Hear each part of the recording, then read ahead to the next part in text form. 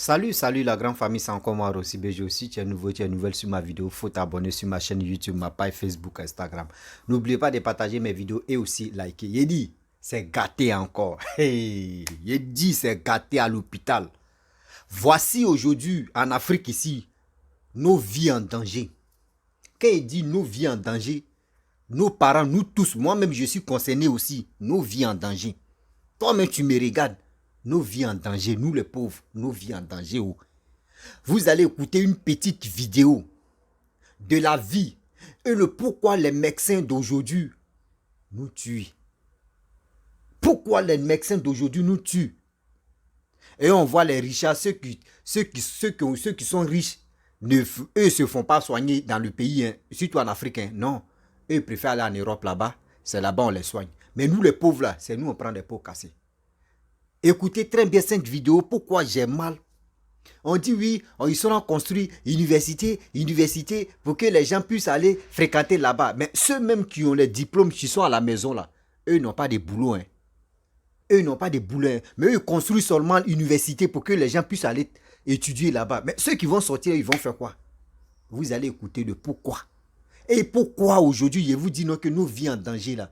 Vous-même, vous allez mieux comprendre le pourquoi. Voici des gens, des médecins qui sont sortis. Tellement, à chaque année, des médecins sortent seulement, chaque année. Mais ils n'ont pas de boulot. Ils n'ont pas de boulot. Les salaires même là, quand tu écoutes même à toi, mais tu es découragé. Les médicaments que les gars nous prescrivent, ceux qui sont malades, la majorité des gens qui sont malades, qui se trouvent à l'hôpital, les médicaments qu'on les prescrit, là, eux, ils ont les bénéfices dedans. Mais souvent, mais on te dit non des maladies même, quoi la kachokoko. Souvent, mais tu te poses la question, quoi tu quoi la chakokotoko. Tu te poses la question, c'est quoi ça là encore? C'est quand même, puis on te dit oui, maladie là, c'est rare, c'est toi seul qui as ça. Ou vous êtes dit, au moins 15% dans ce monde ici. Toi-même, tu te poses la question, c'est quoi ça là? Vous allez écouter la raison de pourquoi. La raison de pourquoi les médecins d'aujourd'hui, on ne leur fait plus confiance, c'est ça qui est là. Vous-même, vous allez écouter la vidéo et vous allez mieux comprendre que nos parents qui sont couchés sur lit d'hôpital là, ils sont entre la vie et la mort. Écoutez très bien la vidéo pour mieux comprendre. N'oubliez pas de partager cette vidéo-là pour aider nos parents, nous les pauvres, pour qu'on puisse vraiment être vigilants. Si on est malade, on va aller prendre les racines, des médicaments traditionnels, ça va nous soigner. On préfère ça que ils vont nous dire les maladies, ils vont inventer des maladies là-bas pour aller nous donner les médicaments que les blancs mais ou d'autres pays même n'utilisent plus. Et on va consommer ça. Et c'est le problème encore qui va amplifier ça encore. La famille, voici la vidéo. Alors, chaque année, il y a de nouveaux étudiants qui entrent en faculté de médecine. Toujours plus nombreux. On crée les nouvelles facultés. On vient de créer, on est en train de créer une autre au nord, on est en train de créer, on veut créer une autre à l'est. Ça veut dire que dans très peu de temps, il y aura encore un peu plus de médecins qui vont avoir des diplômes et qui vont sortir chaque année. Alors que déjà, ceux qui sont là n'ont pas d'emploi. Je vais vous donner rapidement une conséquence grave que ça entraîne. Du moins, une parmi tant d'autres. La première conséquence, c'est que moi, j'ai des collègues qui touchent 50 000 le mois. Ça veut dire qu'ils travaillent de lundi à vendredi. Ils font 2 gardes par semaine. À la fin du mois, on donne 50 000. Docteur en médecine, 7 ans. Pourquoi est-ce qu'on donne 50 000? Parce que c'est un peu comme les bails en salam. Quand il n'y a même pas de pouvoir même surfer sur son téléphone, qu'est-ce que ça entraîne? Ça fait en sorte que les victimes, c'est nous. Parce que quand vous allez arriver à l'hôpital, il y a des choses incroyables qu'on va faire juste pour combler les fins de mois. On va vous prescrire un examen qui ne sert absolument à rien parce que chaque fois qu'on prescrit ça, on a 30%. On va vous prescrire des médicaments qui ne vous servent à rien parce que chaque fois que je vous prescris le médicament, j'ai 500. J'ai assisté un jour à une conférence d'un laboratoire de la place ici à Yaoundé, je ne vais pas citer le laboratoire, qui avait invité les médecins pour présenter un nouveau médicament. On arrive dans la conférence, il y avait pratiquement 120 médecins. Et puis, la dame qui était responsable du laboratoire est devant et commence à présenter le médicament, la molécule, etc. Ce qui se passe, c'est que, déjà avec tellement d'erreurs dans la présentation et tout, mais bon, ce n'est pas ça le plus important. C'était un médicament qui, selon eux, permettait de restaurer le système immunitaire des patients qui souffraient de sida. Pendant sa présentation, il y a quelque chose qui m'a choqué. À un moment donné, elle dit que, je sais qu'au Cameroun, c'est difficile. Je sais que les médecins, vraiment, le traitement salarial n'est pas bon, les emplois et tout, mais on a quand même prévu quelque chose pour vous. Chaque fois que vous allez prescrire ce médicament, vous aurez 500. On va vous donner des facturiers qui ont des souches à chacun qui souhaite utiliser le médicament. Comme ça, chaque fois que vous prescrivez le médicament, à la fin du mois, on vient prendre les souches, on compte et puis on vous donne vos 500. À la fin donc de la présentation, elle dit, ceux qui souhaitent alors le faire, venez prendre les souches. Et plus de 80% des médecins allaient prendre.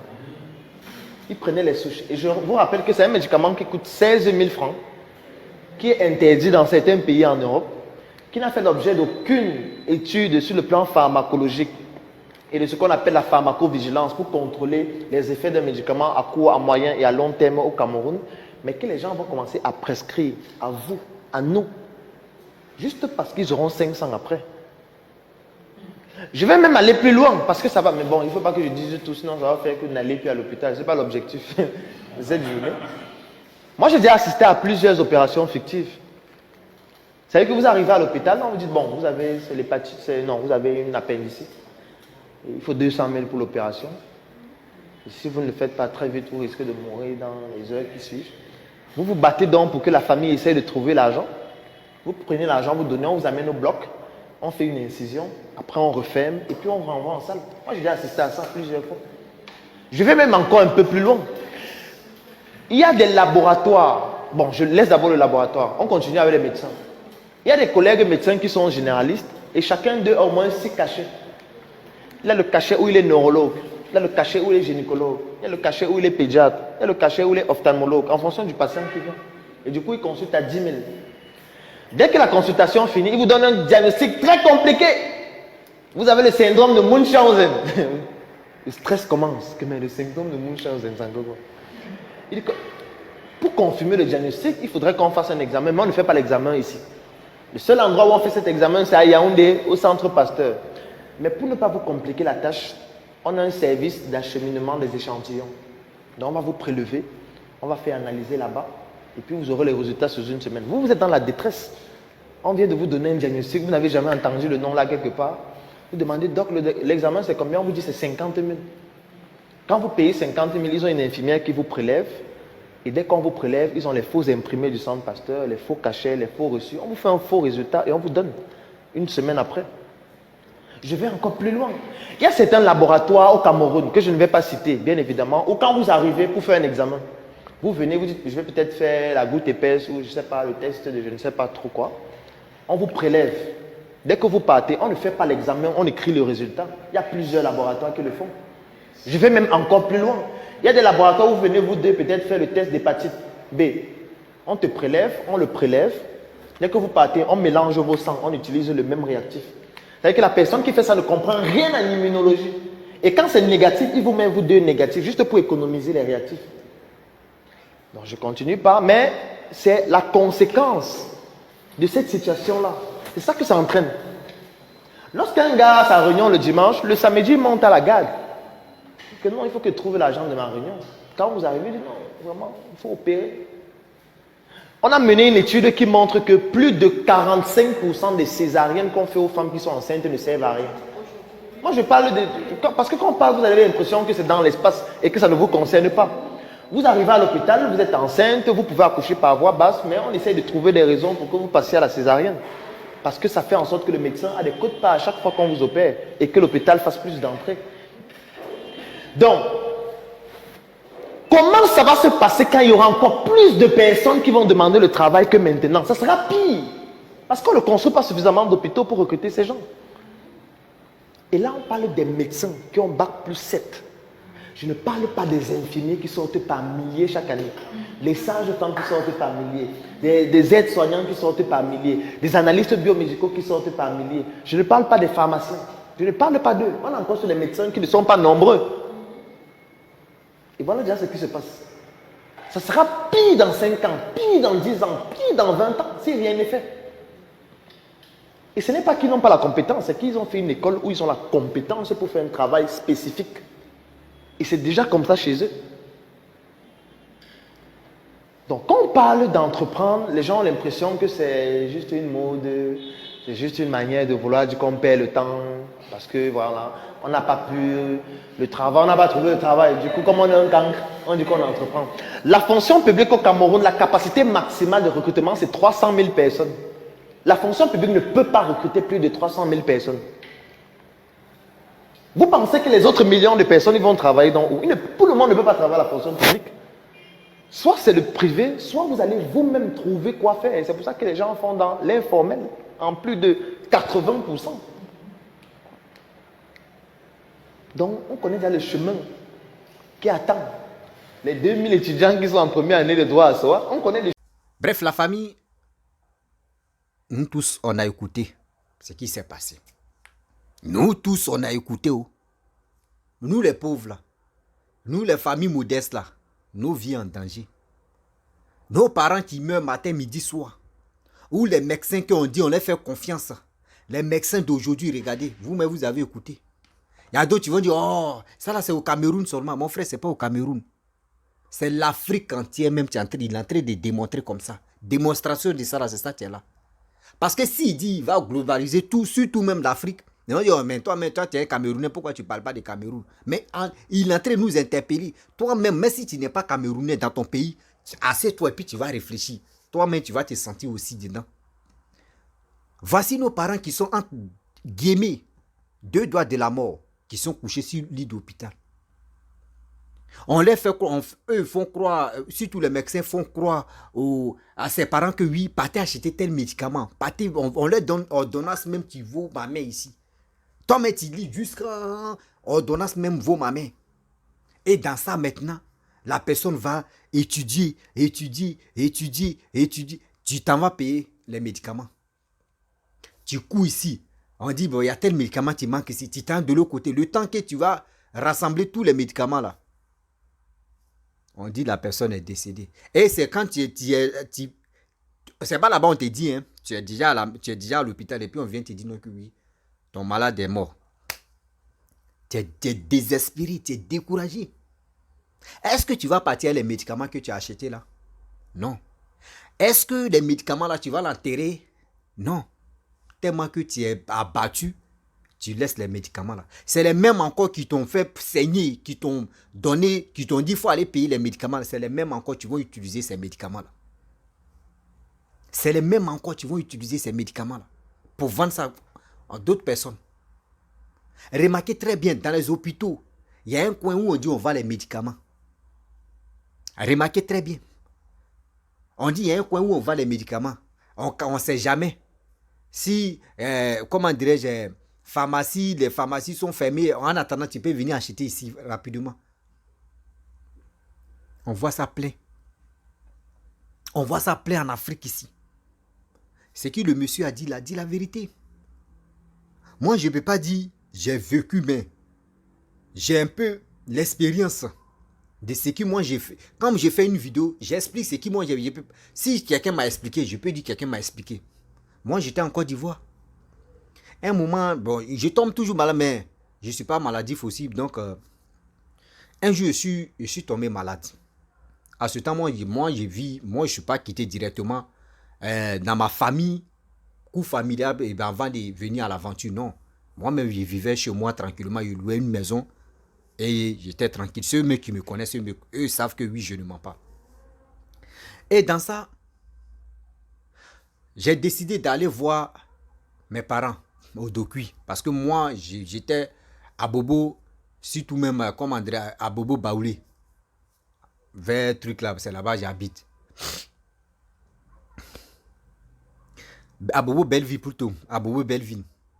Donc, j'ai décidé d'aller voir mes parents et voir aussi ma fille, tout ça là.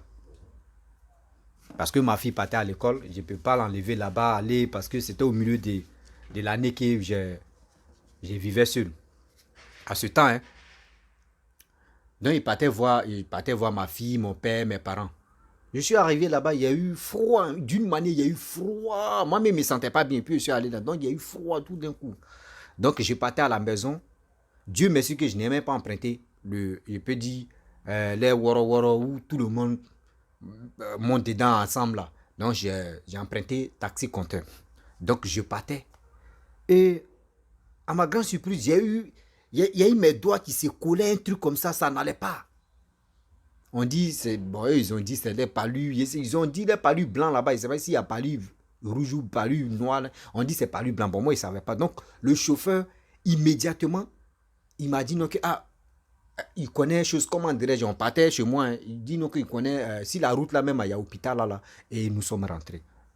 Et même pour me soulever même là, il y avait les sages-femmes qui avaient peur, ils pensaient que moi j'étais, je ne sais pas, les maladies où tu touches la personne, puis ça les... Donc dans ça, bref, ils m'ont pris, ils m'ont mis dans les salles là-bas, ils ont mis les trucs, ils ont pris mon sang, ils ont examiné, ils souffraient de quoi, ils ont mis les perfusions, tout ça là, ils ont mis sur moi. Ok. Garçon que je suis, j'ai appelé mes vieux pères, moi-même mes parents ne savaient pas d'abord. J'ai appelé mes vieux pères, ceux que j'ai... Parce que moi, j'aime beaucoup, beaucoup, beaucoup des amis de confiance d'abord, quand je ne me sens pas bien d'abord. Donc, je les ai appelés et ils sont venus autour de moi parce que je n'aimerais pas vraiment embrouiller la famille. Stress là, c'est pas trop... Ils viennent de quitter chez eux et puis je tombe malade brusquement ici à l'hôpital. Ça va vraiment les choquer là. Donc, j'ai appelé mes vieux pères, celui même que tu souviens, bon, il peut dire, mes biens, mes voitures là. Voilà, celui que j'avais mis à la tête là, lui-même je l'ai appelé, il n'y avait pas l'argent sur moi et puis il a envoyé l'argent, tout ça là pour faire les trucs. Dans ça, mon vieux père, Sofiana, vraiment, vieux père, si tu m'écoutes, je sais qu'il a dit ton nom, mais tu vas te rappeler. Tellement que, garçon, où il est, quel que soit Alpha, même s'il est malade, il doit s'élever. Dans ça, il dit, voyez une jeune fille sage-femme, mais on fait comment? Elle est infirmière en même temps. Il dit, bon. En même temps, là, le numéro, en même temps, j'ai pris. Quand il me s'est retrouvé, il a pris le numéro là, en même temps. La fille, après ma maladie, elle venait à la maison chez moi. Elle prenait mon sang, elle regardait tout. Ça allait bien. Là, amitié a commencé. Amitié de reconnaissance, amitié a commencé. Donc, un jour, je suis tombé malade. Et je me suis retrouvé encore dans l'hôpital là. Et dans ça, elle était un peu occupée, donc c'était quelqu'un d'autre qui m'avait pris. Et la personne m'a prescrit des médicaments pour me dire d'acheter des médicaments. Des médicaments dans l'hôpital, là, il y a un coin où on vend les médicaments là d'acheter. Et j'ai appelé la fille, dit, bon, mon agent n'arrive pas là, l'ordonnance qu'ils m'ont donné, l'argent n'arrive pas là. Donc si tu peux me donner l'argent dès que tu es le soir, et si tu arrives à la maison, moi, mais je vais venir te donner. Elle dit, où tu vas acheter des médicaments? Elle dit, non, elle dit, non. C'est parce que je te connais que je t'ai dit ça. Il ne faut pas acheter des médicaments là-bas. Si tu veux acheter des médicaments, il faut aller à la pharmacie. Parce que souvent, d'ici, les médicaments d'ici, là, après, je vais t'expliquer. Parce qu'on est ici, là, on ne sait jamais les murs, les oreilles. Et c'est là que j'ai compris.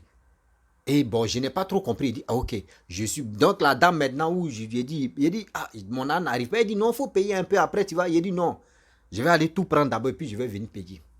Et je suis parti. Je suis allé à la pharmacie. Ce n'est pas les mêmes prix d'abord. C'est pas les mêmes prix. Regarde comment ça m'a découragé. Oh, le prix même à l'hôpital, c'était élevé. De l'autre côté, c'était pas élevé. Et j'ai acheté des médicaments.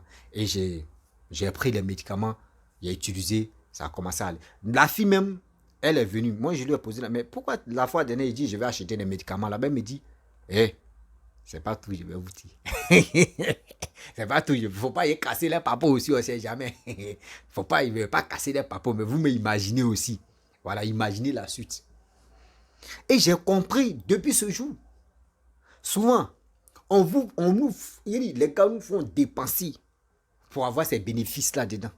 Souvent, ils vont dire les noms des maladies, même toi-même, tu n'as jamais, même quand ils tapent si, et puis eux, ils ont fini ça, quand ils se donnent, eux, ils cherchent les maladies des blancs là-bas que nous-mêmes, parce que quand tu prends ça, tu dois taper ça si truc. Quand tu tapes sur Google, c'est des vieux, souvent, mais les maladies, juste quand toi, tu déposes, tu dis, mais ça, c'est les maladies des riches. Moi, mais n'est pas l'argent, pourquoi ça veut? Oh, c'est des trucs même que toi-même, ça n'existe pas. Et ils vont te prescrire là-bas, et tu vas boire. Souvent même là, quand tu vas consommer, même tu vas utiliser les médicaments là, ça te crée encore beaucoup de dégâts dans ton corps. Oui, ça te crée encore beaucoup de dégâts mais dans ton corps. Souvent tu vas utiliser les médicaments là, 1 mois, 2 mois, oui ça va, mais arrivé tu rechutes encore. Très grave. Mais on fait comment? Regardez les salaires de nos médecins. C'est pour cela aujourd'hui, les richards, ceux qui sont à la tête des pays, surtout mais le gouvernement, des gouvernements africains même, à regarder très bien. Quand ça, chez eux, même les dents, même seulement, là, eux, quand ça enfle même, même quand Karim les prend, là, c'est pas dans leur pays, ils vont vraiment arranger, ils vont vraiment, ils vont arracher la dent là. C'est en Europe, ils vont arracher la dent. Parce qu'eux-mêmes, ils ne font pas confiance à ceux qui sont, ceux-mêmes, les frères qui sont médecins là. Regardez comment la vie, c'est-à-dire nous-mêmes là, c'est nous, on est les cobayes, c'est si nous, les gars, viennent faire essai. C'est nous, on est les cobayes. C'est gay. Vrai cobaye là, c'est nous quoi. Arrêtez ça. Prenez-nous au sérieux. Prenez-nous au sérieux. C'est pas comme ça on fait les choses. La famille, vraiment, c'était pour vous dire, je ne peux pas trop parler, mais pour vous dire, dans la vie là, chaque année, il dit chaque année, les docteurs s'assortent seulement. Infirmiers, quoi là même là, docteurs s'assortent seulement. Chaque année, ça sort. Souvent, mais il y a d'autres même là.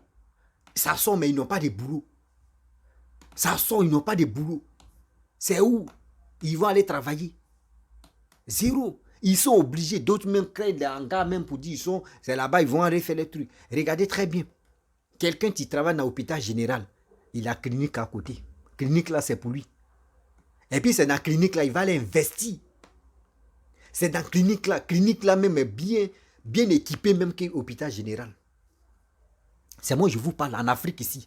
Clinique même est bien équipée même que l'hôpital général. Souvent vous partez dans l'hôpital général, on vous dit non que oui, il y a des trucs qui disent bon attends, je connais telle clinique privée là, si tu es là-bas, on peut te soigner rapidement. Oh c'est pour lui-même, ou c'est pour son collègue. Oh clinique là c'est pour lui ou soit c'est pour son collègue. Parce que si c'est lui, tu l'as vu là-bas, tu vas le remarquer. Donc il dit à son ami, ah collègue, vraiment, tu vas aller, la personne va aller là-bas, mais on fait comment? C'est le gay non? Et là tu vas aller chez la personne. Oh, c'est les mêmes, c'est chaîne alimentaire, tu es là. Chaîne alimentaire, c'est ça, tu es là. Entre eux, les jeunes, eux, ils s'en foutent même des vies humaines même. Eux, ils s'en foutent de ça. La famille, on a qu'à... Il dit, si quelqu'un tombe malade, tu es en Afrique, tu tombes malade. Regardez pour moi, regardez. Ça, on appelle jaune amer.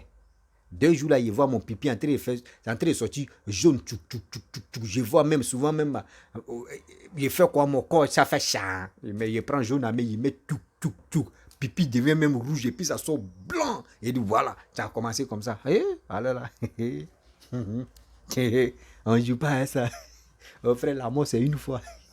Faut pas te dire si ça va. On est dedans. Partagez cette vidéo là pour que ça puisse arriver loin. Ne garde pas ça pour toi mon frère.